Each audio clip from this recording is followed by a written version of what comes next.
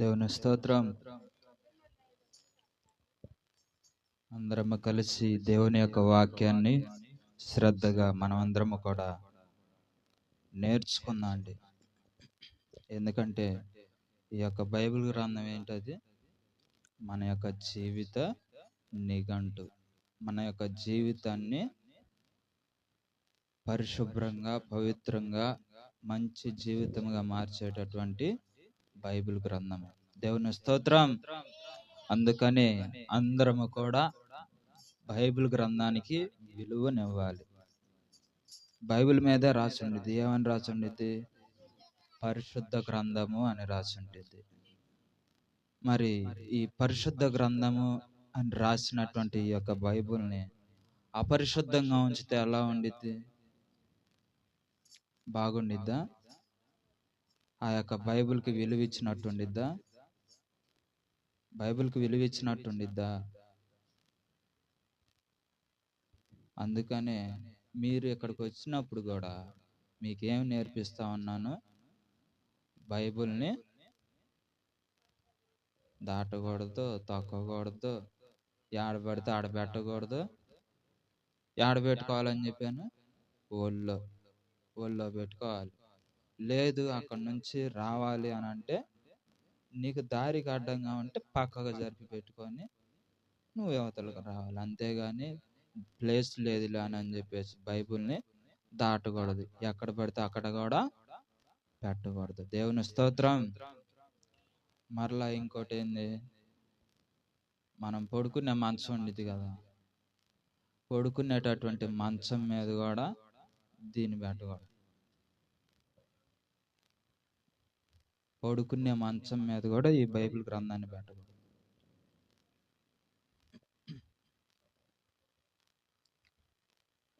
సాప్ వేసుకొని పడుకున్నావు అనుకో, సాప్ మీద పెట్టుకో.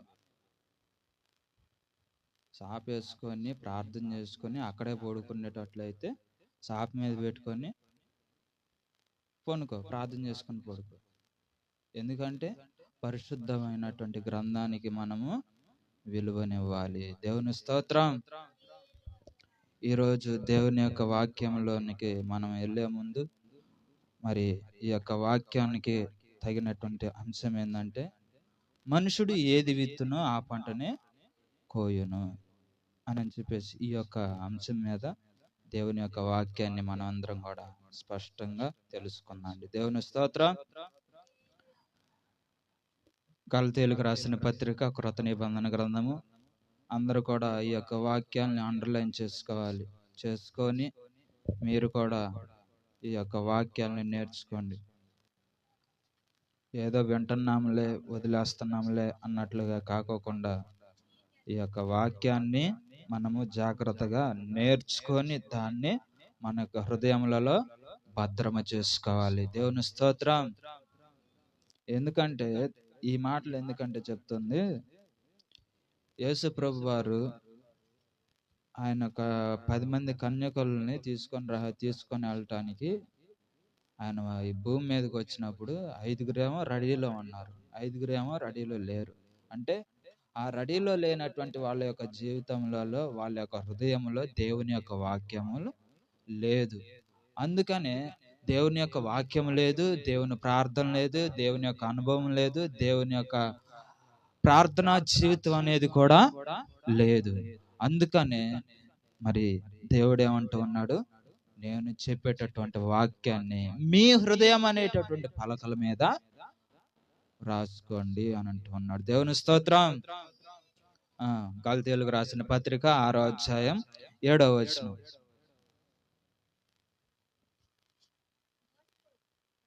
చదివచ్చిన వారు ఎవరన్నా ఉంటే మరి చదివి అందించాలండి.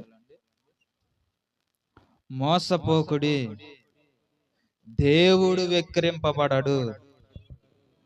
మనుషుడు ఏది విత్తునో ఆ పంటనే కోయును. దేవుని స్తోత్రం. ప్రార్థన చేసుకున్నాండి. ప్రార్థన చేసుకొని వాక్య భాగంలోనికి మనము వెళ్దాండి. ప్రార్థన. మహాపరిశుద్ధుడా, ప్రేమ కలిగిన దేవా, నీ బంగారు పాదములకు మా హృదయపూర్వకంగా వందనాలు చెల్లించుకున్నాం ప్రభా.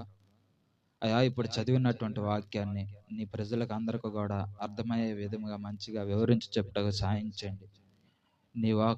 నీ వాక్యాన్ని మేమందరము కూడా విని మా యొక్క హృదయాల్లో భద్రపరుచుకొని నీ వాక్య ప్రకారముగా నడుచుకునేటటువంటి వాక్యాన్ని దయచేయండి.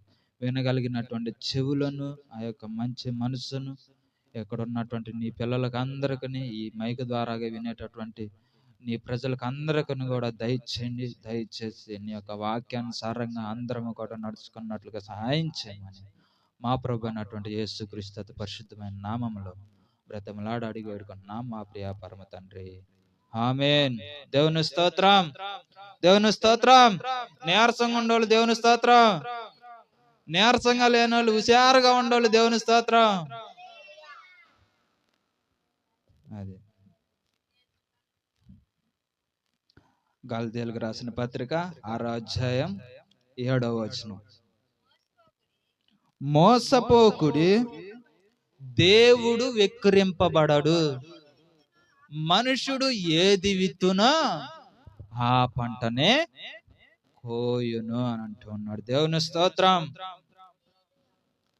ఇక్కడ దేవుని యొక్క వాక్యంలో ఈ మాటను ఎందుకు చెప్పి ఉన్నాడంటే, మోసపోమాకండి, దేవుడు వెక్కిరించబడడు అంట. దేవుడు వెక్కిరించబడడు అంట. ఇప్పుడు ఈ లోకానుసారమైనటువంటి ఇప్పుడున్నటువంటి కాలంలోనైతే దేవుడు వెక్కిరించబడుతున్నాడా లేదా చెప్పండి? ఇప్పుడున్నటువంటి కాలాన్ని బట్టి, ఇప్పుడున్నటువంటి జీవితాన్ని బట్టి దేవుడు వెక్కిరించబడుతున్నాడా లేదా? అందరూ చెప్పాలి. సోషల్ మీడియాలో కానీ, డైరెక్ట్గా మనం చూసే దాంట్లో కానీ, మన యొక్క జీవితంలో కానీ, ఎక్కడైనా కానీ దేవుడు వెక్కిరింపబడుతున్నాడా లేదా? వెక్కిరింపబడట్లేదా? దేవుని యొక్క సేవకులు, పాస్టర్ గారులు వెక్కిరించబడుతున్నారా లేదా? పాస్టర్ గారులు కానీ, పాస్టర్ గారులు కానీ వెక్కిరించబడుతున్నారా లేదా? ఎందుకని వెక్కిరించబడుతున్నారు? వాళ్ళు చేసేటటువంటి ప్రవర్తనను బట్టి, వాళ్ళు ప్రవర్తించేటటువంటి, వాళ్ళు నడుచుకునేటటువంటి నడతను బట్టి వాళ్ళు వెక్కిరించబడుతూ ఉన్నారు. వాళ్ళ ద్వారా దేవుడు కూడా వెక్కిరించబడుతున్నారు. దేవుడు బైబిల్లో అన్నాడు, నా దాసుడు ఏ మాట అయితే చెప్తాడో ఆ మాట నేను మీకు చెప్పినట్లే అని అన్నాడు. అంటే సేవకుడి ద్వారాగా, అంటే పాస్టర్ గారి ద్వారాగా దేవుడు మాట్లాడతాడు. దేవుని స్తోత్రం.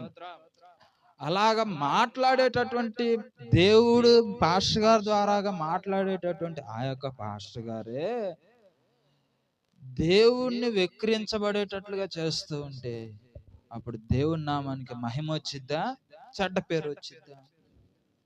చెడ్డ పేరే వచ్చింది కదా.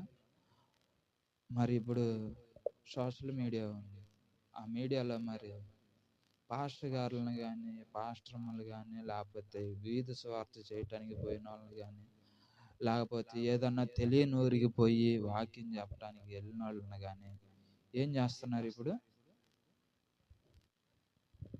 ఏం చేస్తారు?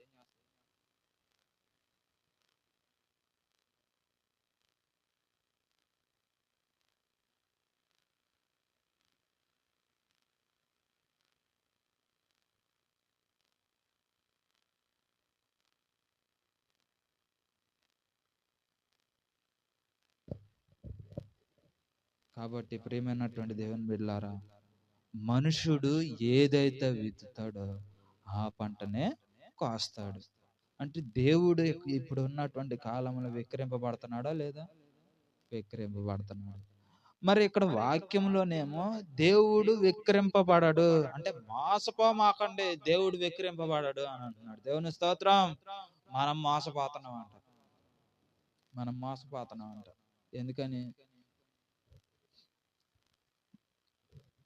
ఎందుకని ఇప్పుడు చాలా మందిని దేవుని యొక్క వాక్యం తెలియనటువంటి వాళ్ళకి కానీ, తెలిసిన వాళ్ళకి కానీ వెళ్ళి వాక్యం చెప్పాలని అంటే వాళ్ళు ఏం చేస్తారు? ఏమని చెప్తారండి? ఆయన సిలువ మీదకి ఎక్కాడు, 3 మేకులు ఆయన బీక్కోలేకపోయాడు, ఇంకా నన్నేం కాపాడుతాడు అంటున్నారా లేదా? ఎంతమంది విన్నారు ఈ మాట? మీడియాలో కానీ డైరెక్ట్గా కానీ ఎంతమంది విన్నారు? వినలేదా? నేను డైరెక్ట్గానే విన్నా. వాక్యాన్ని బోధించుదామని చెప్పేసి బోధిస్తూ ఉంటుంటే అక్కడ ఉన్నటువంటి వాళ్ళు ఏమన్నారంటే, ఆయన సిలువకెక్కి 3 మేకులను బీక్కోలేకపోయాడు, ఇంకా ఆయన నన్నేం కాపాడుతాడు, నా పాపాలను ఏం అడుగుతాడు అని చెప్పేసి ఎలాగ మాట్లాడి అన్నారు. ప్రాణాన్ని పెట్టి తిరిగి లేచాడు అన్నది ఇది తెలుసుకోలేకపోతూ ఉన్నారు. మన కోసము తన ప్రాణాన్ని పెట్టి తన రక్తాన్ని కార్చి మన కోసము మరి ధారపోస్తున్నటువంటి దేవుణ్ణే, ఆయనే మనల్ని సృష్టించినటువంటి సృష్టికర్త అని చెప్పేసి ఇప్పుడున్నటువంటి కాలంలో ఎవ్వరు కూడా తెలుసుకోలేకపోతూ ఉన్నారు. తెలుసుకోకనే ఈయన దేవుడు కాదని చెప్పేసి అంటూ ఉన్నారు. ఈయన దేవుడు కాదు, ఈయనెవరో మానవుడు. మామూలుగా మనం తల్లి గర్భాన్ని ఎలాగైతే పుట్టామో ఆయన కూడా అలాగనే పుట్టాడు కదా, మరియమ్మ గర్భాన పుట్టాడు, ఆయన మనిషిగా అని చెప్పేసి ఇలాంటి ఒక మాటలు వస్తూ ఉన్నాయి. కాబట్టి ఎందుకంటే దేవుని యొక్క విలువని తెలుసుకోలేక, దేవుడు చేసేటటువంటి అద్భుతమైనటువంటి ఆశ్చర్యమైనటువంటి కార్యములు తెలుసుకోక ఏం చేస్తూ ఉన్నారు, వాళ్ళకి ఇష్టం వచ్చినట్లుగా మాట్లాడుతూ ఉన్నారు. దేవుని స్తోత్రం. కాబట్టి అందుకని దేవుని యొక్క వాక్యంలో ఏమంటూ ఉన్నాడు, మనుషుడు ఏదైతే విత్తాడో ఆ పంటనే కోస్తాడు అని అంటూ ఉన్నాడు. దేవుని స్తోత్రం. మరి ఇప్పుడు దేవుడిని వెక్కిరిస్తూ ఉన్నారు. రేపొద్దున దీనికి ప్రతిఫలం దేవుడు వీళ్ళకి ఏమి ఇస్తాడు? పరలోక రాజ్యాన్ని ఇస్తాడా, నరకాన్ని ఇస్తాడా? గట్టి చెప్పాలి. దేవుని స్తోత్రం. కాబట్టి మరి మనము దేవుడిని వెక్కిరిస్తే, మనం దేవుణ్ణి దూరం పెడితే దేవుడు కూడా ఆయన రాజ్యానికి రానికోకుండా మనల్ని కూడా దూరం పెడతాడు.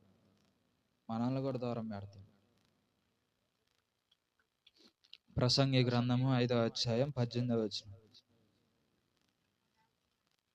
ప్రసంగి 5వ అధ్యాయం 18వ వచనం.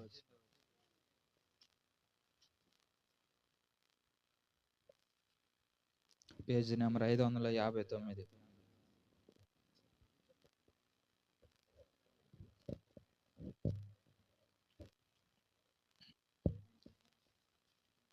5వ అధ్యాయం 18వ వచనం. మరియు కోరదగినది గాను చూడముచ్చటైనది గాను నాకు కనబడినది ఏదనగా, దేవుడు తనకు నియమించిన ఆయుష్కాల దినములన్నీ ఒకడు అన్నపానములు పుచ్చుకొనుచు తన కష్టార్జితం అంతటి వలన క్షేమముగా బ్రతుకుటయే ఇది వారికి భాగ్యము. దేవుని స్తోత్రం. మనుషుడికి ఏదంట భాగ్యము? మనుషుడికి ఏదంట భాగ్యం? ఇప్పుడు వాక్యం చదివారుగా, ఏంటది? మళ్ళీ ఒకసారి చదవండి. మరియు అందరూ శ్రద్ధగా వినాలి దేవుని యొక్క వాక్యాన్ని. మరియు కోరదగినది గాను చూడముచ్చట అయినది గాను నాకు కనబడినది ఏదనగా, దేవుడు తనకు నియమించిన ఆయుష్కాల దినములన్నీ ఒకడు అన్నపానములు పుచ్చుకొనుచు తన కష్టార్జితమంతటి వలన క్షేమముగా బ్రతుకుటయే ఇది వారికి భాగ్యము. దేవుని స్తోత్రం. ఇలా క్షేమంగా బ్రతకాలంటే ఎవరి మాట వింటే క్షేమంగా బ్రతకగలుగుతాము? దేవుని మాట వింటేనే క్షేమంగా బ్రతకగలుగుతాం. మనం క్షేమంగా బ్రతికామంటే మన పిల్లలు కూడా క్షేమంగా బ్రతుకుతారు. అందుకని దేవుడు మనకిచ్చినటువంటి సమయాన్ని మనం దేనికి ఉపయోగపెడుతున్నాము? ఇప్పుడున్నటువంటి కాలంలో దేనికి ఉపయోగపెడుతున్నాము? టీవీలకి, సినిమాలకి, సీరియల్స్కి, షోస్కి, ఫోన్లకి, ఇంకా ముసలమ్మ ముచ్చట్లకి, అల్లరితో కూడినటువంటి ఆట పాటలకి, దురాలోచనలకి, గొడవలకి, వీటికి ఆటలకి, తిట్టటాలకి, కొట్టడానికి, ఒకళ్ళ మీద ఎగబట్టడానికి, ఇంకా అనవసరమైనటువంటి పనులు చేయటానికి, చెడు కార్యాలు చేయటానికి, వీటికైతే మాత్రానికి బాగా ఉపయోగిస్తా ఉన్నాం దేవుడు ఇచ్చినటువంటి సమయాన్ని. కానీ దేవునికి మనం సమయం ఇవ్వలేకపోతున్నాం. దేవునికి సమయమును ఇవ్వలేకపోతూ ఉన్నాము. కాబట్టి ప్రియమైనటువంటి దేవుని బిడ్డలారా, అందుకని దేవుడు చెప్తూ ఉన్నాడు, అయ్యా నేను నీకు ఇచ్చినటువంటి సమయాన్ని నీ ఇష్టానుసారంగా జీవించుకోకుండా నా చిత్త ప్రకారంగా నడిపించు. ఆ సమయాన్ని నా కోసం ఉపయోగపెట్టు. నా కోసం ఉపయోగపెడితే నీ జీవితం ఎలా ఉండిద్ది? పరిశుద్ధపరచబడిద్ది, పవిత్రపరచబడిద్ది, పాపము నుంచి విడిపించబడతావు, దోషంలో నుంచి విడిపించబడతావు. నీ ముఖం మీద పరచబడినటువంటి ఆ కట్లు అనేటటువంటి తెర మీద నుంచి విడిపింపబడతావు. ఆ తెర నుంచి విడిపింపబడి ఎలా ఉంటావు? పరలోక రాజ్యానికి చేరేటటువంటి ఒక కుమారునిగా, ఒక వారసునిగా నువ్వు మార్చబడతావయ్యా అని చెప్పేసి దేవుడు ఆయన యొక్క వాక్యం ద్వారాగా మనకు స్పష్టంగా తెలియపరుస్తూ ఉన్నాడు. దేవుని స్తోత్రం. అందుకని ఇక్కడ ఏమంటూ ఉన్నాడు? కోరదగినది గాను చూడముచ్చటైనది గాను నాకు కనబడినది ఏదనగా, దేవుడు తనకు నియమించిన ఆయుష్కాల దినములన్నిటి ఒకడు అన్నపానములు పుచ్చుకొనుచు తన కష్టార్జితమంతటి వలన క్షేమముగా బ్రతకటమే ఇది అతనికి భాగ్యము అని అంటూ ఉన్నాడు. దేవుని స్తోత్రం. ఎలా అంటే భాగ్యం మనం పొందుకోవాలంటే ఇప్పుడు చెప్పింది అంతా చేస్తే ఇలాంటి గొప్ప భాగ్యాన్ని మనం పొందుకుంటాం. ఈ భాగ్యం మనం పొందుకోవాలంటే ఎక్కడ చెప్పాడు? మత్తయి సువార్త 11:28 చెప్పి ఉన్నాడు. ఏమని? ప్రయాసపడి భారం మోసుకొనుచున్న సమస్త జనులారా నా యొద్దకు రండు, నేను మీకు విశ్రాంతి కలుగజేతును. నేను సాత్వికుడను దీన మనసు గలవాడును గనుక మీరు నా యొద్ద మీరు నా కాడి మీరు ఎత్తుకొని నా యొద్ద నేర్చుకోండి, అప్పుడు మీ ప్రాణానికి విశ్రాంతి కలుగును అని అంటూ ఉన్నాడు. దేవుని స్తోత్రం. 11:28-29 మన ప్రాణానికి విశ్రాంతి కలగాలి అంటే మనం ఎట్లా క్షేమముగా ఉండి మరి దేవుడిచ్చినటువంటి దాన్ని మనము అనుభవించాలి అని అంటే మనం ఏం చేస్తే అనుభవించగలుగుతాము? మన ఇష్టానుసారంగా చేస్తే అనుభవిస్తామా? మన పైన ఉన్నటువంటి భారాన్ని దేవుని కాడ విడిచిపెడితే అప్పుడు దేవుడు మన యొక్క జీవితానికి ప్రశాంతతనిస్తాడు, విడుదల కలగజేస్తాడు. మనకున్నటువంటి సమస్యలు, బాధలు, ఇబ్బందులు, ఇరుకులు, మనకున్నటువంటి చికాకులు అన్నిటిలో నుంచి కూడా దేవుడు విడిపిస్తాడు. ఏదన్నా అపవాది బంధకాలంలో మరి నువ్వు పట్టుబడి ఉన్నా, నువ్వు చిక్కబడి ఉన్నా కానీ దేవుని పైన నువ్వు నమ్మకముతో ఉండి, విశ్వాసముతో ఉండి, దేవా నేను ఫలానా దాంట్లో ఉన్నాను, దాని నుంచి విడిపించాను అని చెప్పేసి మన యొక్క భారం మొత్తము కూడా దేవుని పైన వేస్తే దేవుడు మన యొక్క జీవితములలో గొప్ప కార్యమును జరిగించడానికి సిద్ధముగా ఉన్నాడు. దేవుని స్తోత్రం. ఇదే విధముగా యాకోబు ఏశావులు ఉన్నారు. ఏశావు, యాకోబు వీళ్ళు ఎవరు కొడుకులు అండి? ఏశావు, యాకోబు ఎవరు కుమారులు? ఇస్సాకు కుమారులు. ఇస్సాకు కుమారులైనటువంటి యాకోబు, ఏశావు వీళ్ళిద్దరు కూడా ఫస్ట్ లో ఏం చదివాము? గలతీయులకు రాసిన పత్రికలో ఏమన్నాడు? మోసపోకుడి అన్నాడు, దేవుడు విక్రింపబడడు అన్నాడు. దేవుని స్తోత్రం. మోసపోకుండా యాకోబు ఏం చేశాడు? యాకోబు ఏం చేశాడు? యాకోబు ఏం చేశాడండి? ఇస్సాకు కుమారుడు అయినటువంటి యాకోబు ఏం చేశాడు? ఎర్రచిక్కుడుగాయల కూర ఉన్నటువంటి ఆయన ఎర్రచిక్కుడుగాయల కూర ఉండి ఏశావును మోసం చేశాడు, జ్యేష్ఠత్వాన్ని పొందుకున్నాడు. దేవుని స్తోత్రం. జ్యేష్ఠత్వాన్ని పొందుకున్నాడు. జ్యేష్ఠత్వం అంటే మొదటి కుమారుని యొక్క స్థానాన్ని పొందుకున్నాడు. ప్రథమ కుమారుని యొక్క స్థానాన్ని చిన్న కుమారుడు పొందుకున్నాడు. యాకోబు పొందుకున్నాడు. దేవుని స్తోత్రం. ఈ వాక్యం అక్కడ ఉంది అంటే ఆది కాండంలో ఉంది.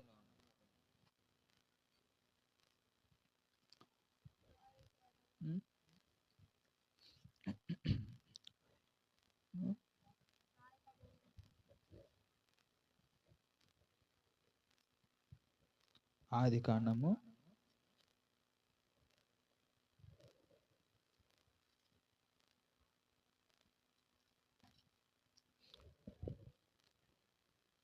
25వ అధ్యాయం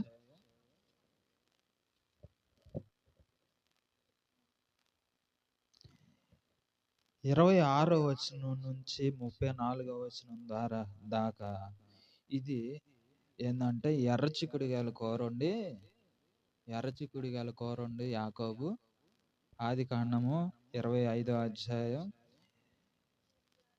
26 to 34 26 నుంచి 34 దాకా ఇది ఏంటంటే యాకోబు తన యొక్క అన్న అయినటువంటి ఏశావును మోసము చేసి ఎర్రచిక్కుడుగాయల కూర వండి జ్యేష్ఠత్వాన్ని పొందుకున్నాడు. ఎలా పొందుకున్నాడంటే ఏశావుకి ఒక అలవాటు ఉంది. తనకున్నటువంటి వృత్తి ఏంటంటే అడవికి పోయి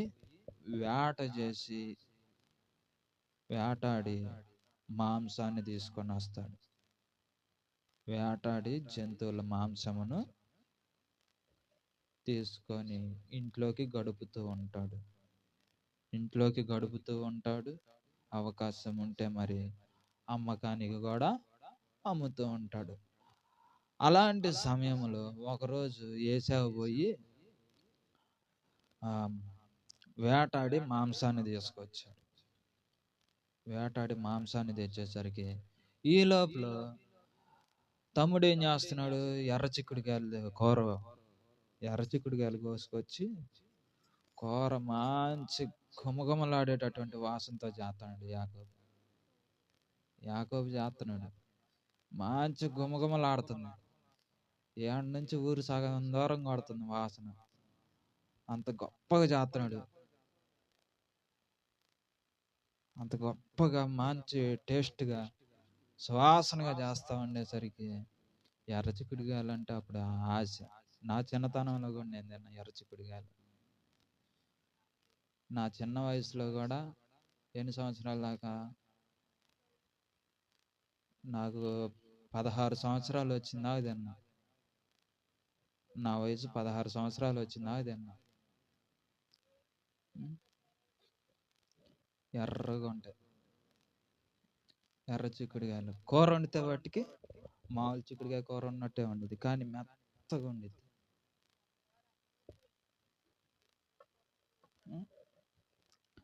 కాబట్టి అలాంటి ఆ యొక్క ఎర్రచిక్కుడుగాయల కూర వండి ఆ సమయంలో ఆయన ఆకలితో అవుతూ ఉండేసరికి, ఓ తమ్ముడా ఏం కూర చేసావు అన్నాను. ఏదో మాంసం వాసన వస్తుంది, ఏం కూర చేసావు, ఏంది మంచి టేస్ట్ వస్తుంది, మంచి స్మెల్ వస్తుందని అని చెప్పేసి అనేసరికి, నువ్వేమో మాంసం తెచ్చుకొచ్చావు, నీది నువ్వు వండుకో, నా కూర నేను అసలు ఒక్క ముక్క కూడా వేయను అన్నాడు. నేను అసలు ఒక్క ముక్క కూడా వేయను, నీ మాంసం నువ్వు వండుకొని నువ్వు తిను అని అనేసరికి ఏసావు ఏం చేశాడు? ఆ ఆకలి మంట మీద ఉండి, ఓ తమ్ముడా నాకు ఒక ముద్దన్న పెట్టురయ్యా నాయన, ఆకలితో చచ్చిపోతున్నాను, చచ్చిపోయేటట్టున్నా, కథ ఒక ముద్దన్న పెట్టురయ్యా అని అంటే, ఒక్క ముక్క కూడా ఏనంటున్నాడు. పందెం కట్టాడు, ఒక్క ముక్క కూడా ఏను. సరే నువ్వు ఈ చిక్కుడుగాయల కూర తినాలంటే నాకు ఒకటి వాగ్దానం చేయాలి. ఏం వాగ్దానం చేయమన్నాడు? నీకున్నటువంటి జ్యేష్ఠత్వాన్ని నాకు ఇచ్చేయి. నీకున్నటువంటి జ్యేష్ఠత్వాన్ని నాకు ఇచ్చేయి. ఇస్తున్నానని చెప్పేసి నాకు ప్రమాణం చేయను. ప్రమాణం చేయమనేసరికి ఓరే నాయన, అరే బతుకుంటా ఆ జ్యేష్ఠత్వాన్ని మళ్ళా తర్వాత అన్న పొందుకుంటాలే కానీ నీకు కావాల్సింది జ్యేష్ఠత్వమేగా, తీసుకో అని అనేసరికి, అబ్బా నువ్వు ఊరకట్ట చెబితేట, నువ్వు నాకు ప్రమాణం చేయముందు. ప్రమాణం చేస్తేనే ఈ మొక్క, లేకపోతే దీని వాసన కూడా చూపినా అనేసరికి సరేనని చెప్పేసి జ్యేష్ఠత్వము కోసము, చిక్కుడుగాయ కూర కోసం, ఎర్ర చిక్కుడుగాయ కూర కోసం జ్యేష్ఠత్వాన్ని అమ్ముకున్నాడు. దేవుని స్తోత్రం. ఇప్పుడు యాకోబు ఎవరిని మోసం చేశాడు చెప్పండి?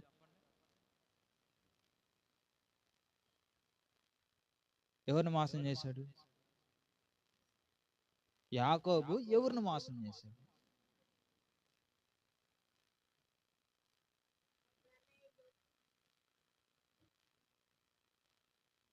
చెప్పాలి, తెలిసిన వాళ్ళు చెప్పాలి.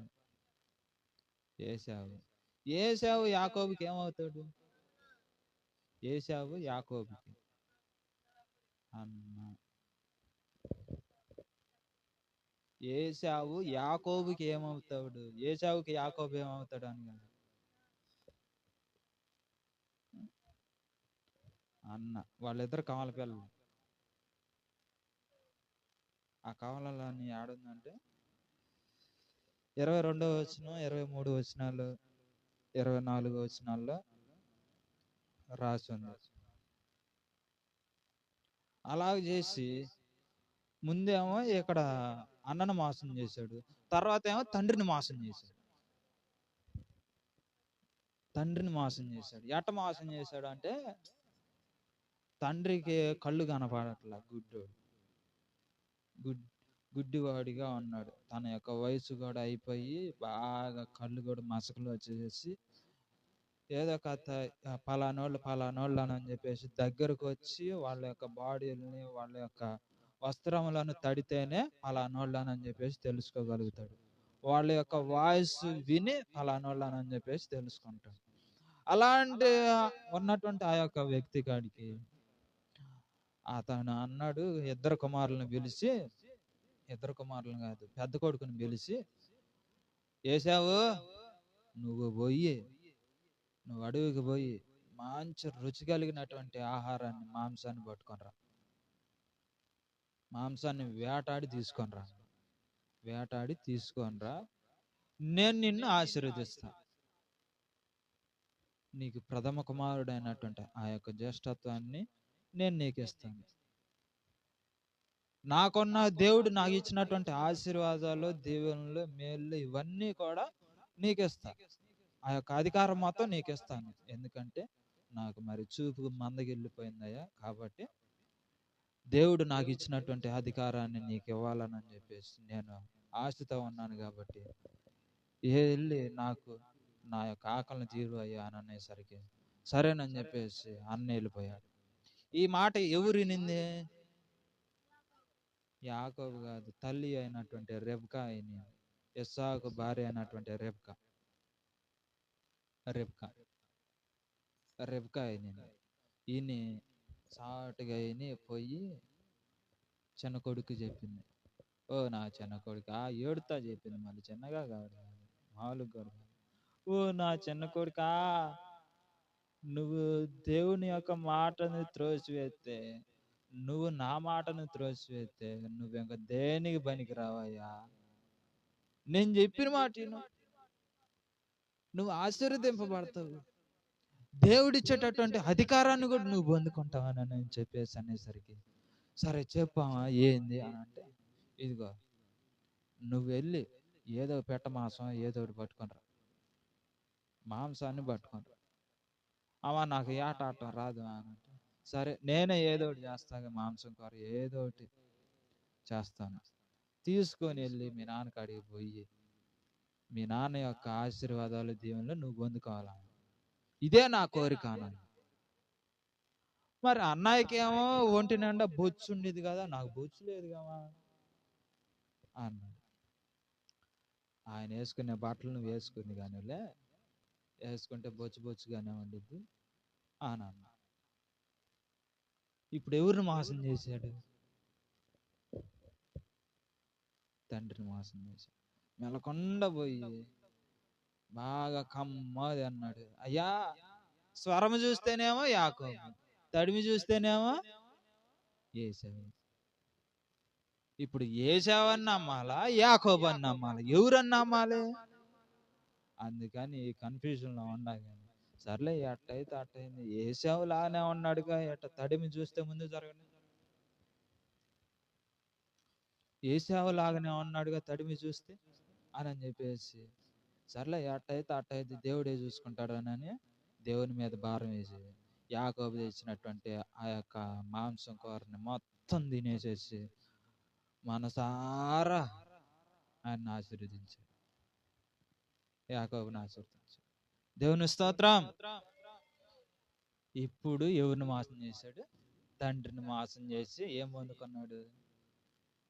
దేవుడు ఇచ్చేటటువంటి ఆశీర్వాదాన్ని, దేవుడు ఇచ్చినటువంటి అధికారములను కూడా పొందుకున్నాడు. దేవుని స్తోత్రం. ఇక్కడ మోసం చేశాడు. ఈయన మళ్ళీ ఎవరు మోసం చేశారు? ఈయన్నే మోసం చేశారు. మోసం చేసేటటువంటి ఆ వ్యక్తినే మోసం చేశారు. 14 సంవత్సరాలు మళ్ళీ చాకరీ చేయించుకొనల్లా మోసం చేశారు.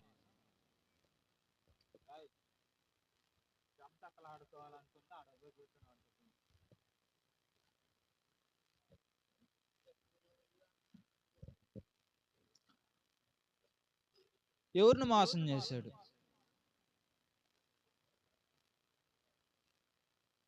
ఇప్పుడు యాకోబుని కూడా మోసం చేశారు. ఎవరు మోసం చేశారు? 14 సంవత్సరాలు చాకరీ చేయించుకొని అలా మోసం చేశారు. వాళ్ళన్న శత్రుత్వంగా ఉన్నాడు. ఎందుకంటే జ్యేష్ఠత్వాన్ని పొందుకున్నాడు, దేవుడు ఇచ్చేటటువంటి అధికారాన్ని కూడా తండ్రి కాడి నుంచి పొందుకున్నాడు. నన్నే మోసం చేశాడు, నన్ను మోసం చేశాడు, మయ్యను కూడా మోసం చేశాడు, ఇంకా నేనేంది అని చెప్పేసి, నేను ఇంకేంది ఆశీర్వదింపబడేది ఏంది అని చెప్పేసి అనేసరికి మళ్ళీ తండ్రి కాడికి పోతే తండ్రి ఏదో ఆయనకి ఇచ్చేటటువంటి దాన్ని కాస్త ఏదో ఆయనకు వచ్చినటువంటి దాంట్లో కాస్త దేవుడు ఇచ్చినటువంటి దాన్ని ఆయనకి ఇచ్చి ఉన్నాడు. దేవుని స్తోత్రం. ఈయన ఎవరు మోసం చేశారంటే లాబాను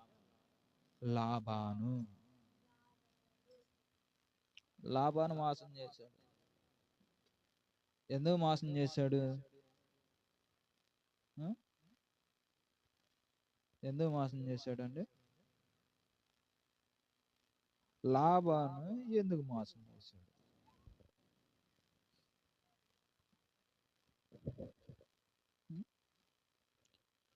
లాబాను కుమార్తెలు ఉన్నారు. లాబాను ఏమవుతాడంటే వాళ్ళ మేనమామ, యాకోబుకి మేనమామ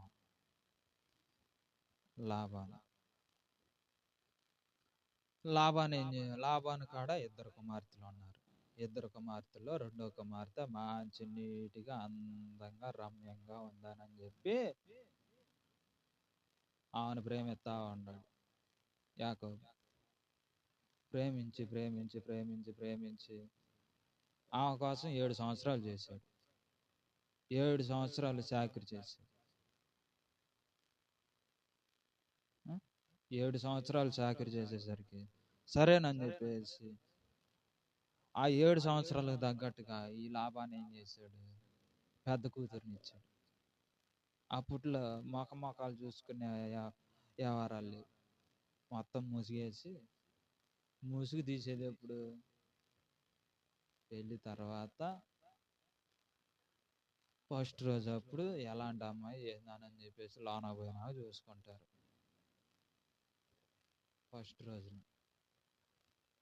మొదటి రోజున ఎలా ఉంది ఏందని చెప్పేసి లోన పోయినా చూసుకుంటారు. ఆ అమ్మాయి భాగవతం ఎట్టుంది ఏందని.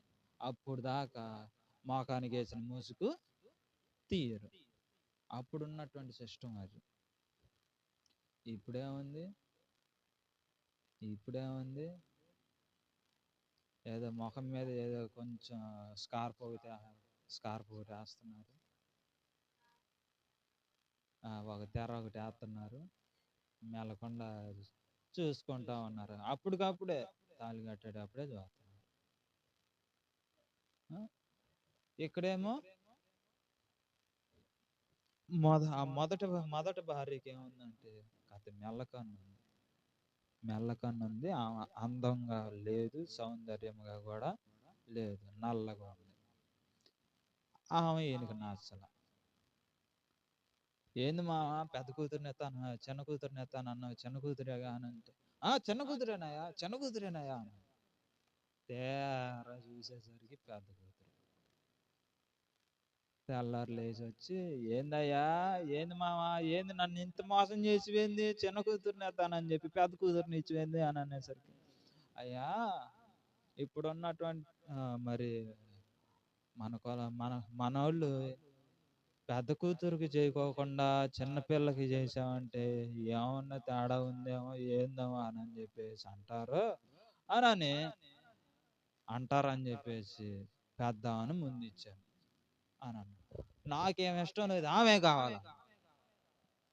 కావాలని అనేసరికి సరే ఆమె కోసం అట్లా 7 సంవత్సరాలు చెయ్యాలి. 7 సంవత్సరాలు చేశాడు. రెండో ఆమెను చేసుకున్నాడు. ఆమె పేరు రాహేలు. మొదట ఆమె పేరేమో లేయ, రెండవ పేరు రాహేలు. ఈ రాహేలు మంచి అందంగా ఉంది కదా, మంచిగా ప్రేమించాడు కదా, లేయ కంటే రాహేలు మంచిగా నీట్గా చూసుకుంటూ ఉన్నాడు. అందుకని ఆమె ఎలాంటి విగ్రహారాధికురాలు. రాహేలు విగ్రహారాధికురాలు, లాబాను కూడా విగ్రహారాధికుడు అయ్యేసరికి మా తండ్రి ఆస్తి నేనెందుకు బాగొట్టుకోవాలి అని చెప్పి ఏమేం చేసింది, లాబానేమో కట్నం కింద ఏమి ఇచ్చాడంటే గొర్రెలు, మేకలు, దాసులు, దాసదాసీలు అన్నీ కూడా మంచిగానే ఇచ్చాడు. మంచిగా అసలు అప్పుడు ఉన్నటువంటి ఘటనలు ఇప్పుడు లేవు, అంత గొప్పగా ఇచ్చారు.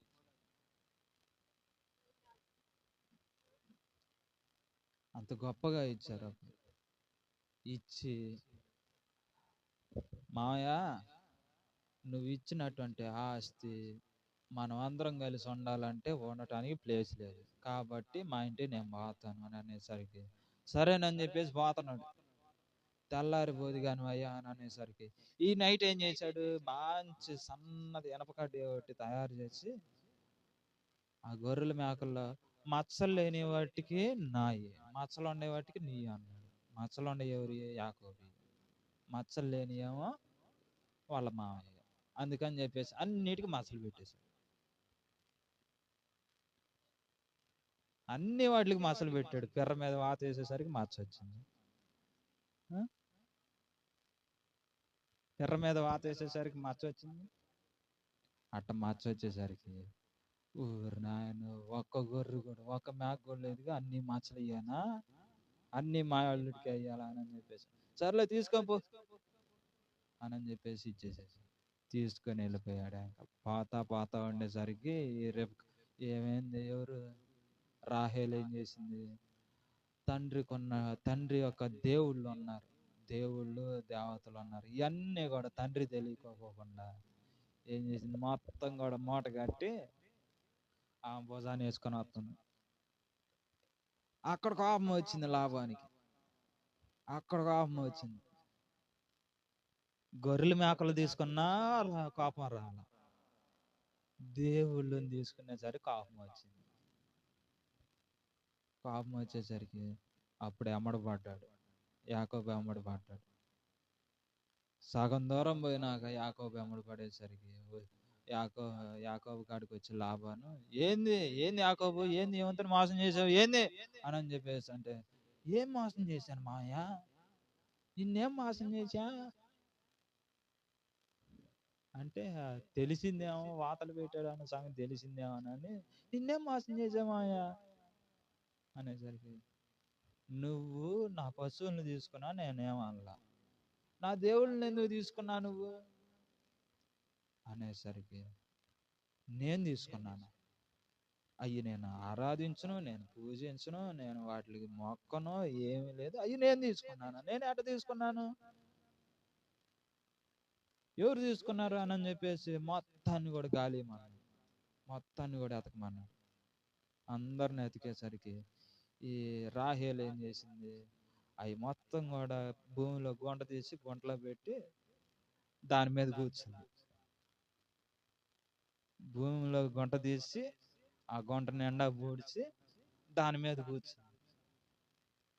ఏందమ్మా నా కూతురు, ఏంది ఏడు నుంచి లావట్లేదు అని అంటే, నాన్నగారు నేను ఇప్పుడు లేచే పరిస్థితిలో లేను నాన్నగారు అని ఓవర్ యాక్టింగ్ చేసేసరికి యాకోబు ఒక్క మాట అన్నాడు. ఏమని? నీ దేవుళ్ళని, నీ దేవతల్ని తీసుకొచ్చినటువంటి వాళ్ళు నిశ్చయముగా వాళ్ళు చచ్చిపోతారు అన్నాడు. ఆయన భార్య తెచ్చిందని తెలియదుగా, నిశ్చయముగా వాళ్ళు చచ్చిపోతారు. చచ్చిపోయింది. చచ్చిపోయేసరికి అప్పుడు తెలిసింది. ఏంది అని చెప్పి తెలిసేసరికి ఆ ముడ్డి కిందనే ఉంది అని, ఆ కూర్చున్న ప్లేస్లోనే ఉంది. దేవుని స్తోత్రం. ఇప్పుడు ఎవరిని మోసం చేశాడు? లాబాను యాకోబుని మోసం చేశాడు పెళ్లి విషయంలో. అక్కడ మొత్తం మోసపోతున్నాడు, మోసం చేస్తున్నాడు. ఆఖరికి దేవుణ్ణి కూడా మోసం చేయాలని చెప్పేసి, నువ్వు నన్ను ఆశీర్వదిస్తేనే నేను నిన్ను వదిలిపెడతాను, నువ్వు నన్ను ఆశీర్వదిస్తేనే నిన్ను వదిలిపెడతానని చెప్పేసి నైట్ మొత్తం దేవుని మీద పోరాడితే దేవుడు ఆడబెట్టి కొట్టాడు. ఇదిగో తొంటి నరం మీద పెట్టి కొట్టాడు. తొంటి నరం మీద పెట్టి కొట్టేసరికి ఆ నరం తెగిపోయింది ఒక దెబ్బ. నరం తెగినా కానీ కుంటుకుంటా కూడా, నువ్వు నన్ను ఆశీర్వదిస్తేనే నిన్ను వదిలిపెడతా, నువ్వు నన్ను ఆశీర్వదిస్తేనే నిన్ను వదిలిపెడతా అనేసరికి, ఎట్టా కాదు, నీ పేరేంది అన్నాడు. నీ పేరేంది? యాకోబు. ఓకే, ఇక నుంచి నీ పేరు యాకోబు అనబడదు, ఇశ్రాయేలు అనబడును. దేవుని స్తోత్రం. పేరు మార్చాడు. దేవుని స్తోత్రం. పేరు మార్చి దేవుడు అతన్ని ఆశీర్వదించి దించాడు. అలాగ ఆశీర్వదించబడటానికి ఆయన ఏం చేశాడు? దేవుని కోసం పోరాడాడు. దేవుని స్తోత్రం. కాబట్టి మనుషుడు ఏది విత్తాడు, యాకోబు ఏమి విత్తాడు, ఆ పంటనే కోసాడు. మోసం చేశాడు, మోసపోయాడు. ఆశీర్వదించబడ్డాడు, దేవుడు కూడా ఆశీర్వదించాడు. దేవుడి ద్వారా కూడా ఆశీర్వదింపబడి అప్పుడు ఐగుప్తు దేశంలోనికి పోవటానికి ఎంతమంది జన సమూహం అయ్యారో? 72 మంది. 72 మంది అయ్యారు. ఆయన సంతానము, ఆయన కుటుంబం మొత్తం కూడా 72 మంది అయ్యారు. ఆ 72 మంది ఐగుప్తు దేశంలోకి పోయేసరికి ఎంతమంది అయ్యారు? 3 లక్షలు 6 లక్షలు పైగా ఉన్నారు. అంతమంది జనం అయ్యారు. దేవుని స్తోత్రం. నెక్స్ట్ యోబు గ్రంథము 4వ అధ్యాయం.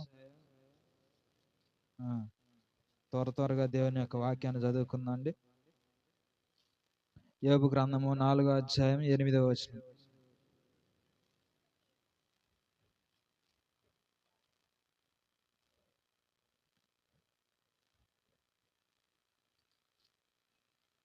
నాలుగో అధ్యాయం 8వ వచనం. 423.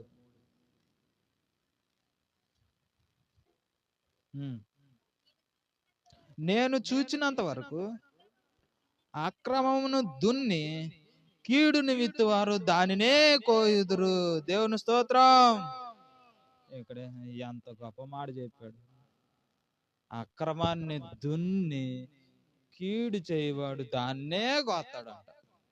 అక్రమాన్ని అట్లా దున్నుతావు, పొలాన్ని దున్నుతావు, లేకపోతే బీడు పట్టిన దాన్ని దున్నుతావు, కానీ కీడుని అట్ట ఏది అక్రమాన్ని అట్ట దున్నుతుంది. అది కూడా పొలం లాగుందా అక్రమం?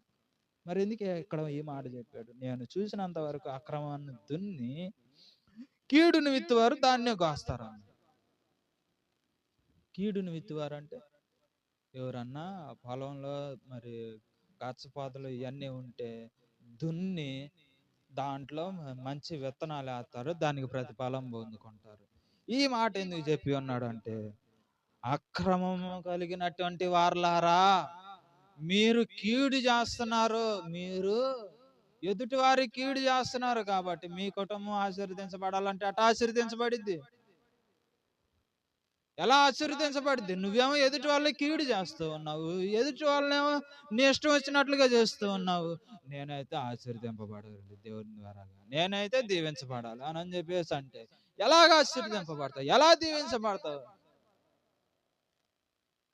మనం దీవించబడాలంటే మన యొక్క మాట తీరు కూడా మంచిగా ఉండాలి, దేవునికి అనుకూలంగా ఉండాలి. దేవునికి అనుకూలంగా ఉంటే అప్పుడు దేవుడు మనల్ని ఆశీర్వదించి దీవించడానికి కూడా గొప్ప అవకాశం ఉండేది. దేవుని స్తోత్రం. నెక్స్ట్ ఇర్మియా గ్రంథము 17వ అధ్యాయం 2వ వచనం. ఇర్మియా 17వ అధ్యాయం 2వ వచనం. 17వ అధ్యాయము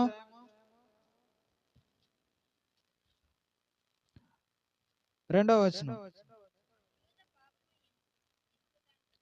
17వ అధ్యాయము 2వ వచనం. యోధా పాపము ఇనుప గంటముతో వ్రాయబడి ఉన్నది, ఇది వజ్రపు మొనతో లభింపబడి ఉన్నది, అది వారి హృదయముల నేడి పలకల మీద చెక్కబడి ఉన్నది. దేవుని స్తోత్రం. ఇందాక మరి హృదయం అనే పలకలు అన్నావా లేదా? అన్నానా లేదా?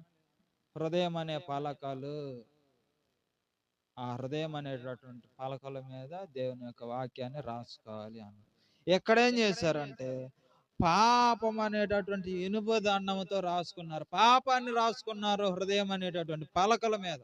పాపాన్ని, అక్రమాన్ని, కుళ్ళుని, కక్షల్ని, క్రోధాలని, దేవునికి వ్యతిరేకమైనటువంటి కార్యాలని, దేవునికి వ్యతిరేకమైనటువంటి పనులను అన్నిటిని కూడా హృదయం అనేటటువంటి పలకల మీద రాసుకొని, నా మనసు ప్రశాంతంగా ఉండాలి, నా కుటుంబం ప్రశాంతత లేదు, నా మనసు ప్రశాంతత లేదు, నా భర్త నా మాట వింటలేదు, నా భార్య నా మాట వింటలేదు, నా పిల్లలు నా మాట వింటలేదు, నా పిల్లలు వాళ్ళు ఇష్టానుసారంగా చేస్తున్నారు, బూతులు తిడుతున్నారు, తాంతున్నారు, కొడుతున్నారు, వాళ్ళకి ఇష్టం వచ్చినట్లుగా చేస్తున్నారు, తిరుగుతూ ఉన్నారు, గాలి తిరుగుతున్నారు, అవి చేస్తున్నారు, ఇవి చేస్తున్నారు అని అంటే ముందు నీ నడత ఎలా ఉంది?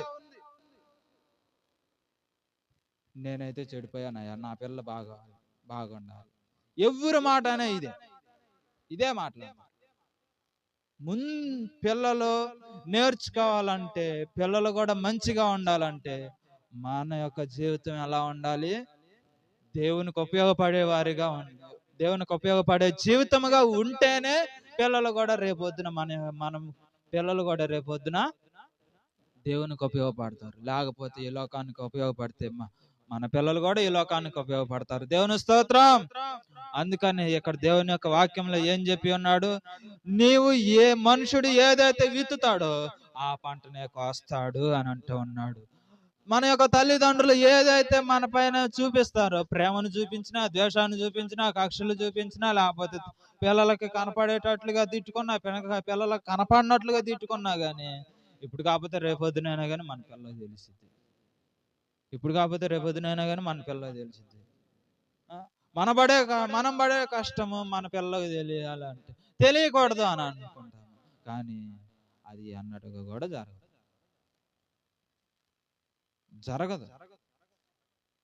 ఎందుకంటే మనం పడేటటువంటి కష్టానికి రిజల్ట్ మనం పొందుకుంటే, దేవుని ద్వారాగా ఆ యొక్క రిజల్ట్ మనం పొందుకుంటే మన యొక్క పిల్లలు కూడా దాని ద్వారా ఆశీర్వదింపబడతారు. కానీ కష్టపడుతూనే ఈ లోకంలోనే ప్రయాసపడి భారం మోసుకొనుచున్న సమస్త జనులారా అని దేవుడు పిలిచినట్టుగా మనల్ని కూడా ఇప్పుడు పిలుస్తా ఉన్నాడు. ఇప్పుడు కూడా పిలుస్తున్నాడు. మన యొక్క జీవితం ఎట్లుందంటే పండుగలు చేసే జీవితం లాగానే ఉంది. పండుగలు చేస్తా ఉన్నాము, అన్ని చేస్తున్నాము, ఇప్పుడు మనం అందరం కూడా క్రైస్తవులానే ఉన్నాం. పేరుకేమో క్రైస్తవం, పేరేమో గొప్ప, ఊరేమో దెబ్బ. ఊరు దెబ్బ, పేరు గొప్ప.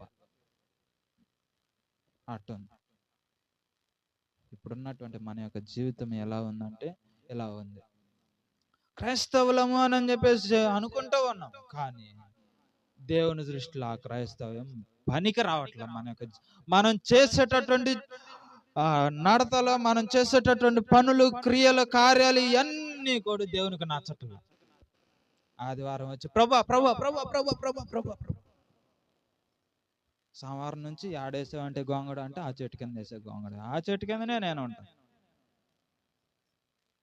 ఏడేసావయ్యా గోంగడ అంటే అదిగో నేను పుట్టినప్పుడు ఆ చెట్టు కింద నేను వేసాను, ఇంకా అక్కడే ఉన్నా. ఆ గొంగడు తీయట్లా. ఆ గొంగడు తీస్తే నువ్వు ఏ మార్గంలో నడుచుకుంటున్నావు, యాడ నడుచుకుంటున్నావు అని చెప్పేసి నీకు క్లారిటీ ఉంటుంది. క్లారిటీ అనుకోకుండా ఏడేసిన గొంగడ ఆడే, ఏడేసిన గొంగడ ఆడే అని అంటే ఆడే ఉండదు.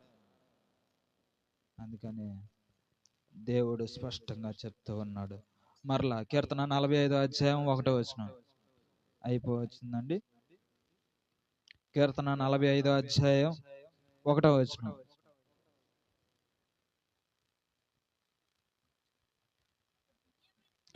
ఒక దివ్యమైన సంగతితో నా హృదయము బహుగా ఉప్పొంగుచున్నది. నేను రాజును గూర్చి రచించిన దాన్ని పలికెదను. నా నాలుక త్వరగా రాయు అని కలము వలె ఉన్నది. దేవుని స్తోత్రం. దేవుడు చెప్పేటటువంటి ఒక దివ్యమైనటువంటి సంగతితోనంట తన యొక్క హృదయము బహుగా ఉప్పొంగుచు ఉన్నదంట. బహుగా ఉప్పొంగుచు ఉన్నదంట. ఎవరికి? ఈ కీర్తన రాసింది ఎవరండి? కోరాహు కుమారులు. దేవుడు ఇచ్చేటటువంటి ఆ యొక్క గొప్ప మేలులు ఇవన్నీ కూడా అంట వాటి ద్వారాగా తన యొక్క హృదయం బహుగా ఉప్పొంగిపోతూ ఉన్నదంట. దేవుని స్తోత్రం. సామెతలో 22వ అధ్యాయం 8వ వచనం. సామెతలో 22వ అధ్యాయం 8వ వచనం.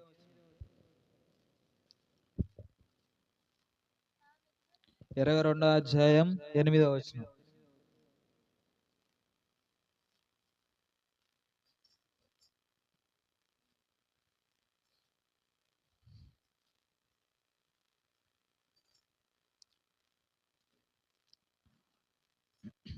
దౌష్ట్యమును విత్తువాడు కీడును కోయును, వాని క్రోధమును దండము కాలిపోవును అన్నాడు. దౌష్ట్యమును అంటే దౌర్జన్యాన్ని విత్తేటటువంటి వాడు ఎలా ఉంటాడు? కీడును కాస్తాడంట. కీడును కాస్తాడంట అంటే కీడు పొందుకుంటాడు. దౌర్జన్యంగా నువ్వు పోతే, దౌర్జన్యంగా నువ్వు నడిస్తే, అదేమంటేనేమో నేను కుర్రోడిని, నేను కుర్ర అమ్మాయిని, కుర్ర పిల్లగాడిని, మేము యవ్వనస్తులము, మంచి వయసు కలిగిన వాళ్ళమే, అన్నీ తెలిసిన వాళ్ళం. ఏం తెలుసు? దేవుని కంటే నీకు బాగా తెలుసా? అన్నీ తెలుసు అని చెప్పేసి దౌర్జన్యాలు చేస్తావు, అన్నీ తెలుసు అని చెప్పేసి కీడులు చేస్తూ ఉన్నావు, అన్నీ తెలుసు అని చెప్పేసి చెడు కార్యాలు చేస్తున్నావు. దేవుడు చేయమన్నాడా?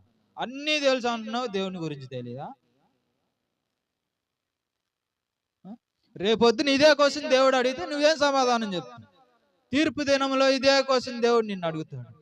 అయ్యా నీకు అన్నీ తెలుసు అంటున్నావు కదా భూమి మీద, నేను నీకు తెలియదా? నేను నీ కోసం ప్రాణం పెట్టాడు, నీ కోసం మరి రక్తాన్ని కార్చాను, 3వ రోజున తిరిగి లేచాను, మరలా రాబోతాను, మరలా రావటానికి సిద్ధంగా ఉన్నానని చెప్పేసి నీకు తెలీదా అని చెప్పేసి దేవుడు నిన్ను నన్ను అడిగితే ఏం సమాధానం చెప్తావు? దానికి రెస్పాండ్ ఏం చెప్తావు?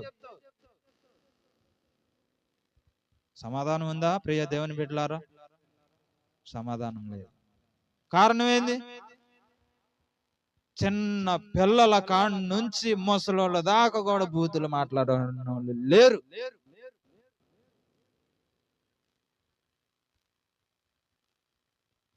అదేమంటేనేమో ఈ భూమి మీద ఉన్నాముగా, పాపం చేయాలిగా. దేవుడు చేయమన్నాడా? చేయమన్నా. మరెందుకు చేస్తున్నా? నా చిత్త ప్రకారంగా నడుచుకోండి అన్నాడు. నా బైబిల్ ప్రకారంగా నడుచుకోండి అన్నాడు. నా మాటల ప్రకారంగా నడుచుకోండి. నడుచుకుంటే మీకు పరలోక రాజ్యంలో స్థానం ఉండిద్ది. లేకపోతే మీరు ఆ రాజ్యంలో ఎడంకాలు పెట్టడానికి కూడా మీకు అవకాశం లేదన్నాడు. దేవుని స్తోత్రం. ప్రకటన గ్రంథము, ఈ వాక్యం వారం వారం చదువుతూనే ఉన్నాం. కానీ ఒక వాక్యాన్ని డైలీ సర్వీస్ చదివినా కూడా దేవుడిచ్చేటటువంటి ఆ యొక్క గొప్ప మర్మాన్ని మనం తెలుసుకోవాలి. ప్రకటన గ్రంథము 21వ అధ్యాయం 27వ వచనం. గొర్రె పిల్ల యొక్క జీవ గ్రంథమందు రాయబడిన వారే దానిలో ప్రవేశించరు గాని నిషిద్ధమైనది ఏదైనాను, అసహ్యమైన దానిని, అబద్ధమైన దాన్ని జరిగించేవాడైనను దానిలోనికి ప్రవేశింపడు.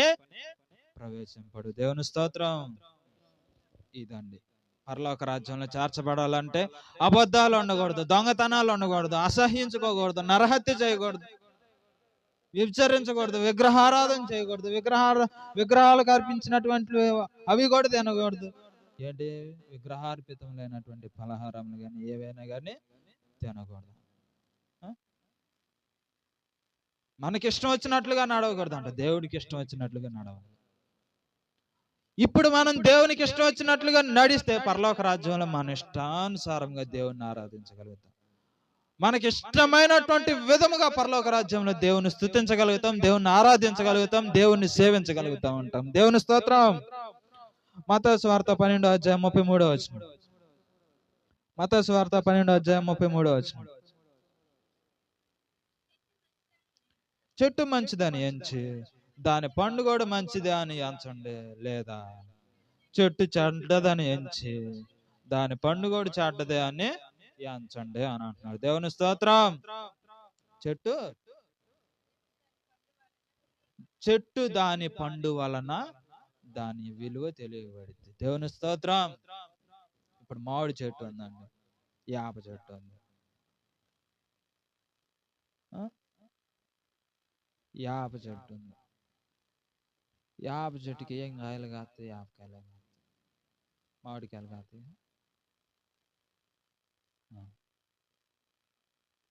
యాపకాయలు అటువంటి చేదుగా, కటికి చేదుగా ఉంటాయి, కానీ దాని పాలు వాటికి తెల్లగా ఉంటాయి.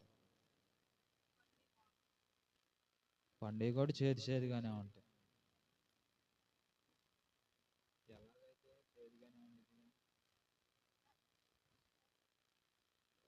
చేదుగా ఉండేది. కాబట్టి అదే మామిడికాయ అయితే పొల్లగుండిద్ది, తీయగుండిద్ది, వగరగా ఉండిద్ది, చేదుగా ఉండిద్ది, అన్ని రకాలుగా.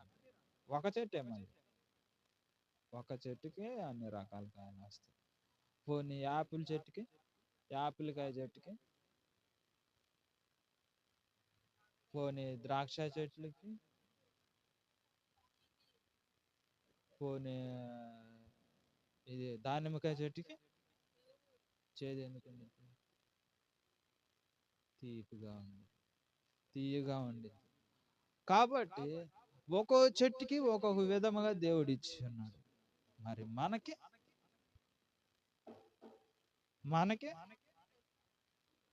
ఎవరిని కదిలిచ్చినా కూడా ఇప్పుడు మనలో ఏమంటుంది? చేదు కావాల్సినంత ఉంది, కొప్పలుగా ఉంది చేదు. ఏ చెట్టు వేస్తే ఆ చెట్టు కాయలే కాస్తాయి, ఆ చెట్టుకు ఉన్నటువంటి టేస్ట్ని అనుభవిస్తాం. అంతేగాని మంచి చెట్టు వేసి చెడ్డకాయలు కొయ్యాలి, చెడ్డకాయలు రావు దానికి. ఆ మంచి కాయలు చెడిపోవు, తినే వరకు చెడిపోవు. కాబట్టి ప్రేమైనటువంటి దేవుని బిడ్డలారా, దేవుడు మనలను కూడా, అయ్యా నేను మిమ్మల్ని మంచి వారిగా ఈ భూమి మీదకు పంపించాను, మీరు ఎందుకు చెడిపోయారు? అదే ఎందుకు చెడిపోయారయ్యా? ఎందుకు చెరిపివేయబడ్డారో, నేను మీకు ఇచ్చినటువంటి ఆ యొక్క నా స్వరూపాన్ని ఎందుకు చెరిపివేసుకున్నారు? తన స్వరూపముతో తన పోలికగా ఆదామును సృష్టించాడు. తన పోలికగా తన స్వరూపముతో అవ్వ ఆదామును సృష్టించితే వాళ్ళిద్దరు ఏం చేశారు? దేవుని యొక్క పోలికని పోగొట్టుకున్నారు. అపవాది మాటని దేవుని యొక్క పోలికను పోగొట్టుకున్నారు. ఇప్పట్లో మనము కూడా అపవాది మాటే అంటున్నాం, దేవుని మాట అసలు చెవిని పెట్టట్లేదు.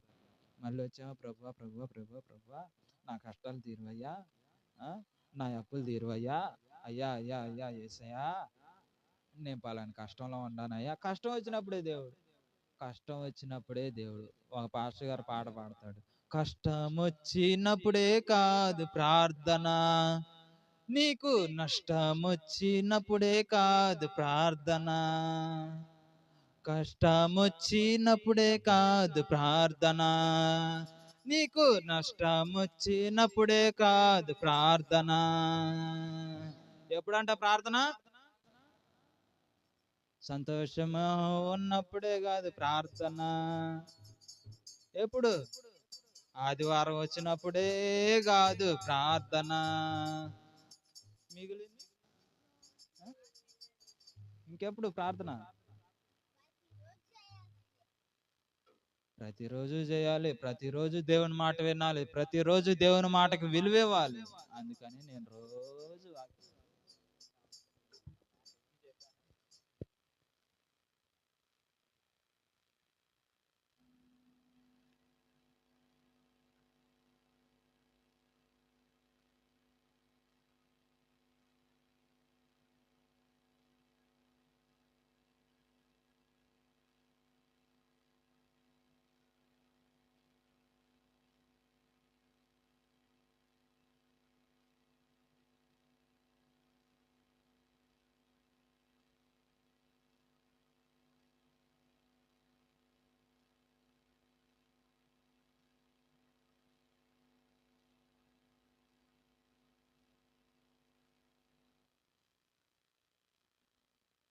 కాబట్టి ప్రియమైనటువంటి దేవుని బిడ్డలారా, దేవుని యొక్క వాక్యాన్ని మనం అనుదినము కూడా ధ్యానించాలి, అనుదినము కూడా ధ్యానించాలి. అంటే ఈ మాట ఎక్కడుంది? కీర్తన 1:1 ఏమంటున్నాడంటే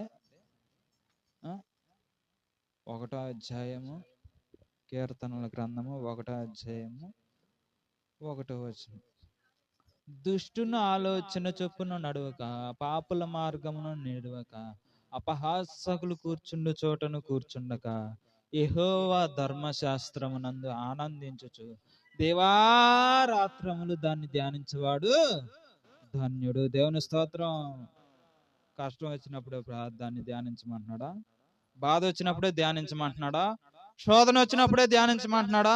ఇబ్బంది వచ్చినప్పుడే నా వాక్యాన్ని చదవమంటున్నాడా? ఎప్పుడు చదవమంటున్నాడు? దేవారాత్రములు దాన్ని ధ్యానించేవాడు ధన్యుడు అన్నాడు.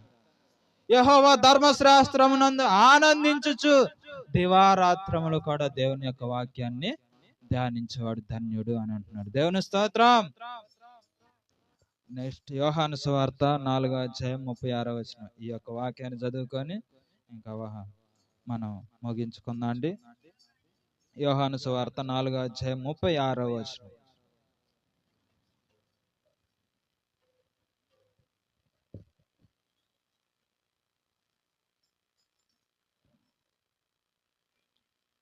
Page number 83.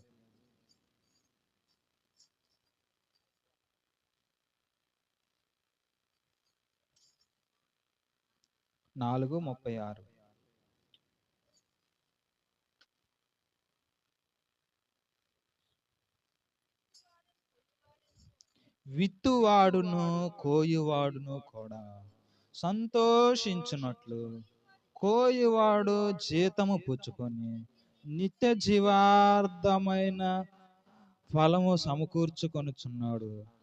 విత్తువాడొకడును కోయువాడొకడును మాట ఈ విషయంలో సత్యమే. మీరు దేనిని గూర్చి కష్టపడలేదు, దానిని కోయుటకు మిమ్మల్ని పంపితిని. ఇతరులు కష్టపడిరి, మీరు వారి కష్ట ఫలములో ప్రవేశించుచున్నారని చెప్పాను. దేవుని స్తోత్రం. ఒక ఆయన ఏమో చేనేసాడు, పొలం వేసాడు. ఆ పొలంలో ఉన్నటువంటి పంటనేమో ఒకళ్ళు కోసారు. ఆ పంటను అనుభవించింది ఎవరు? రైతు. రైతు అనుభవించాడు ఆ పంటను. డబ్బులు ఎవరు తీసుకున్నారు? కోసేవాళ్ళు వచ్చి తీసుకున్నారు. పంట కోసేవాళ్ళే తీసుకున్నారు డబ్బులు. మరి పంట కోయటానికి పోయినప్పుడు కూలి ఇస్తారా? ఇరా? పంట చేలో పని చేయడానికి పోయినప్పుడు కూలి ఇస్తారా? ఇరా? ఇస్తారు. మరి ఆ కూలితో ఎవరు ఎవరు సంతోషంగా ఉంటున్నారు? ఆ కూలి డబ్బులతో ఎవరు సంతోషంగా ఉండి ఆ డబ్బుల్ని ఎవరు అనుభవిస్తూ ఉన్నారు? పని చేసినటువంటి వ్యక్తి అనుభవిస్తున్నాడు.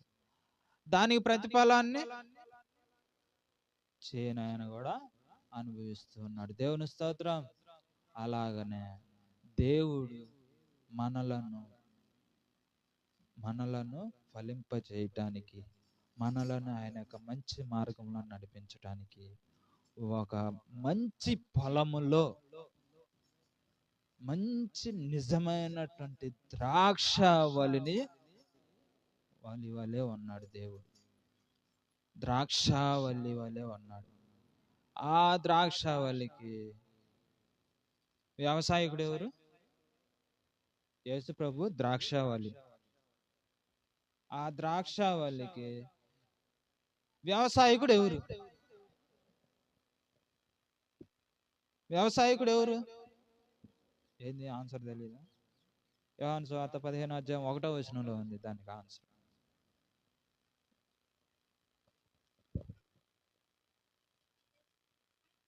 నేను నిజమైన ద్రాక్షావళిని, నా తండ్రి వ్యవసాయకుడు. ఆ తండ్రి ఎవరు? ప్రభు అయినటువంటి యెహోవా యేసుక్రీస్తు వారికి తండ్రి. దేవుని స్తోత్రం. ఆ తండ్రి వ్యవసాయకుడు. ఆయనలో ఫలింపనటువంటి ప్రతి తీగను తీసి పారవేయాలని చెప్పేసి ఆయనకి ఎతుకుతా ఉన్నాడు. పనికిరాని తీగలేముండే అని చెప్పేసి ఎతుకుతా ఉన్నాడు. ఆ పనికొచ్చేటటువంటి తీగల్ని దేవుడు ఏం చేస్తానంటున్నాడు? పనికొచ్చే తీగలను దేవుడు ఏం చేస్తానంటున్నాడు? వాటిని మంచిగా ఆ చెట్టుకి ఇంకా దగ్గర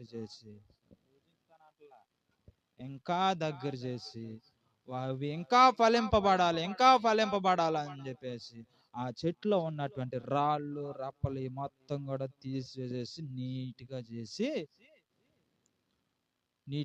ఏం చేస్తున్నాడు? మంచిగా నీళ్లు పోస్తున్నాడు. దానికి కావలసినటువంటి రసాయనాలని అవన్నీ కూడా ఎరువుని వేస్తూ ఉన్నాడు. దేవుని స్తోత్రం.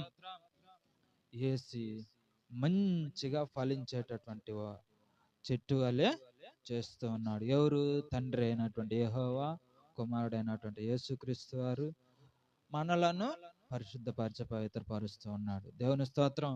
ఆ తీగలు ఎవరంట?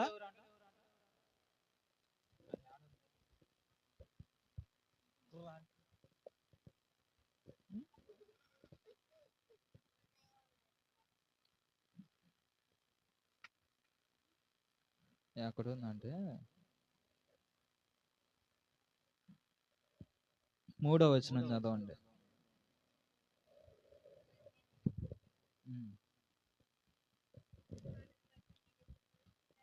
నేను మీతో చెప్పిన మాటను బట్టి మీరు పవిత్రులై ఉన్నారు. నా యందు నిలిచియుండు, మీ యందు నేను నిలిచి ఉందును. తీగ ద్రాక్షావళిలో నిలిచి ఉంటేనే గాని తనంతట తానే ఎలా ఫలింపదు, అలాగే నా యందు నిలిచి ఉంటేనే గాని మీరును ఫలింపరు. ద్రాక్షావళిని నేను, తీగలో ఎవరంట? మీరు. ఇప్పుడు ఆన్సర్ వచ్చిందా? ఎవరంట తీగలో? మనం. దేవుని స్తోత్రం. ఈ తీగల్లో కూడా ఎండిపోయిన తీగలు ఉన్నాయి. ఆ ఎండిపోయిన తీగలు ఏంటి? అన్యజనులముగా క్రైస్తవులముగా అనిపించుకున్నటువంటి మనము దేవునికి పనికిరానటువంటి వారిగా ఉంటూ ఉన్నాము. ఆ ఉంటూ ఉన్నటువంటి మన యొక్క జీవితాలని దేవుడు ఫలింపజేయటానికి, దేవుడు అయ్యా రండి, అయ్యా రండి, రండి రండి రండి రండి, మీకు ఇచ్చినటువంటి సమయంలోనే రండి, రండి, నేను మిమ్మల్ని పవిత్రపరుస్తా, నేను మిమ్మల్ని పరిశుద్ధపరుస్తా, రండి రండి అని చెప్పేసి దేవుడు ఎంతగానో బ్రతిమలాడుతున్నాడు. మనం దానికి వెంటల్లా మనకే గర్వం, అహంకారము, గర్వము, రోషము, పౌరుషము, ఇవన్నీ యాడ్ నుంచి వస్తున్నాయి, మనుషుని యొక్క హృదయంలో నుంచి వస్తున్నాయి. దేవుని స్తోత్రం. ఇవన్నీ తీసేసుకోవాలంట. గొర్రె ఏమన్నా తిరిగి మనిషిని కొట్టిద్దా? గొర్రె పిల్ల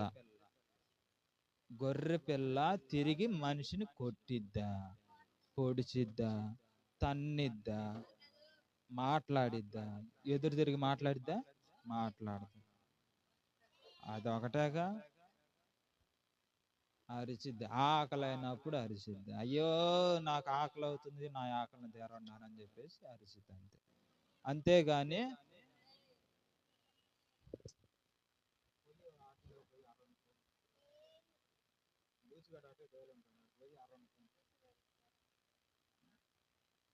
కాబట్టి ప్రియమైనటువంటి దేవుని బిడ్డలారా, గొర్రె పిల్ల ఎలాగైతే మంచిగా ఉండిద్దో క్షేమముగా, అలాగా మీరు కూడా సైలెంట్ గా ఉండి నా యొక్క వాక్యాన్ని నేర్చుకోండి అయ్యా అని చెప్పేసి దేవుడు చెప్తున్నాడు. దేవుని స్తోత్రం. యేసు ప్రభు వారిని కొట్టేటప్పుడు అరిశాడా? ముఖం మీద ఉమ్మేసేటప్పుడు, నెత్తి మీద కిరీటం పెట్టి ఒత్తినప్పుడు, కొరడాలు పెట్టి కొడుతున్నప్పుడు, ఒళ్ళు చీల్చుకుపోతుంది అప్పుడు, మరి సిలువ మోపించేటప్పుడు, ముళ్ళ మార్గంలో నడుచుకునేటప్పుడు,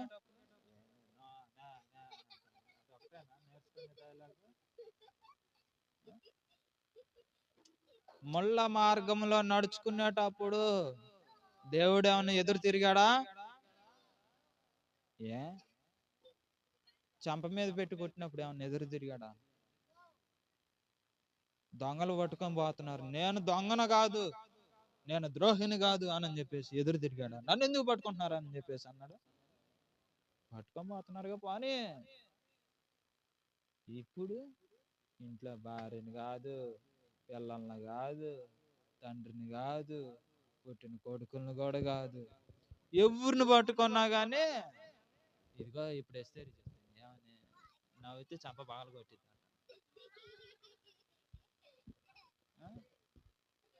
నవ్వితే చంప పగలు కొట్టిద్దంట. అదే ఇప్పుడు చెబుతుంది. అదే దేవుడు అట్టున్నాడు, సైలెంట్ గా ఉన్నాడు, మౌనముగా ఉన్నాడు, నీకులా కొట్టట్లా. నవ్వితే నవ్వదు, ఇసుగు పడుతుందా? దేవుడికి ఇసుగు పుట్టిందా?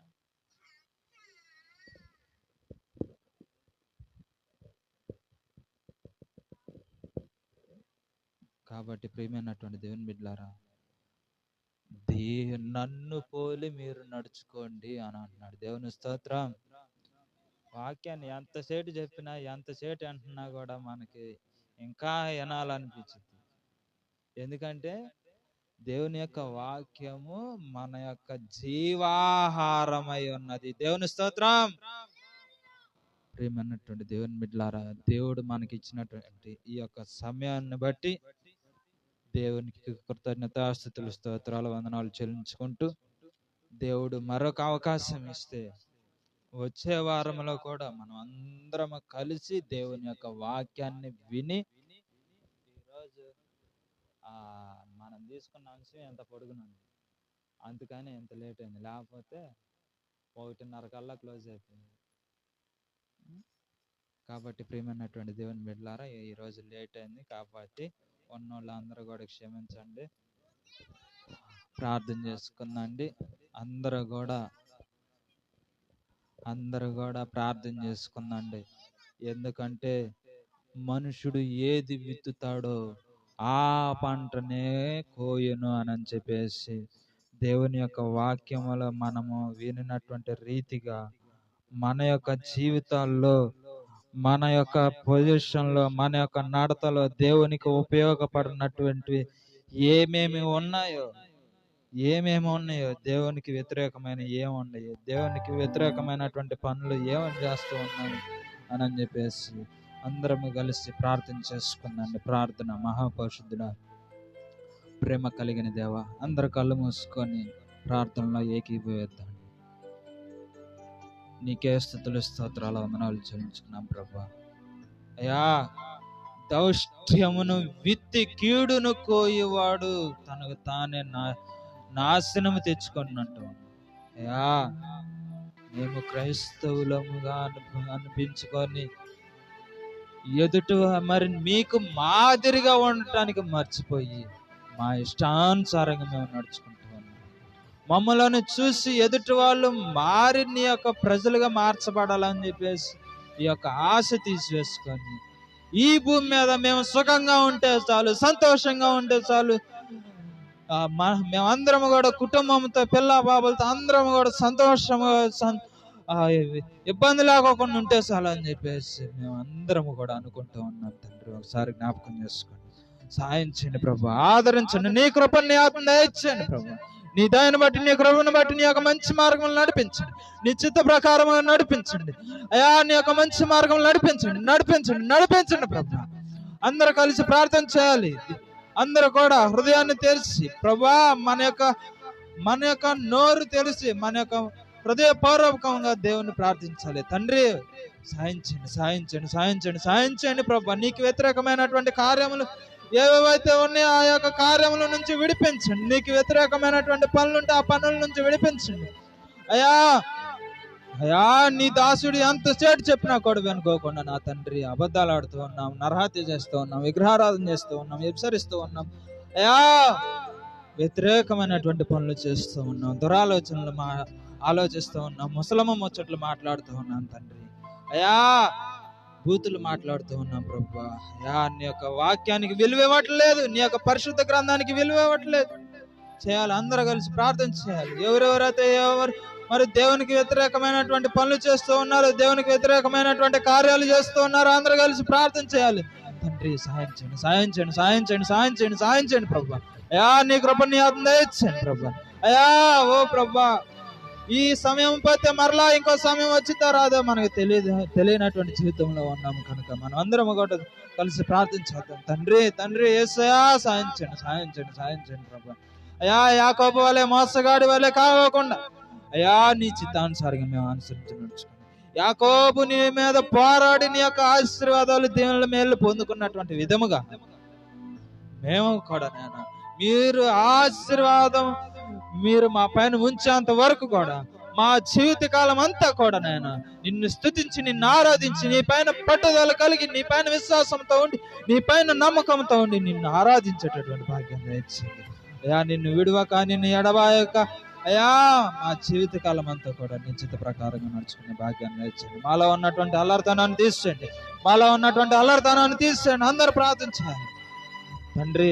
తండ్రి యేసయ్యా, సాయం చేయండి ప్రభా అయ్యా. అల్లరితనాన్ని తీసేయండి అయ్యా, అల్లరి పాటలను తీసేయండి, సినిమా పాటలను తీసేయండి, సీరియల్స్ చూసేటటువంటి అలవాటును తీసేయండి అయ్యా. నీ పైన ఇంట్రెస్ట్ కలిగించండి అయ్యా. నీ యొక్క బైబిల్ని చదవాలని చెప్పేసి పట్టుదల కలిగించండి అయ్యా. మా యొక్క జీవితాన్ని మార్చేది నీ యొక్క బైబిల్ గ్రంథం మాత్రమే, మా జీవితాన్ని సరిచేసేది నీ బైబిల్ గ్రంథం మాత్రమే, నీ యొక్క వాక్యం మాత్రమే నాయన అయ్యా. నీ వాక్యం, నీ మాట, నీ యొక్క చిత్తము మీరు మాతో మాట్లాడితేనే మా యొక్క జీవితం ధన్యమైపోతుంది.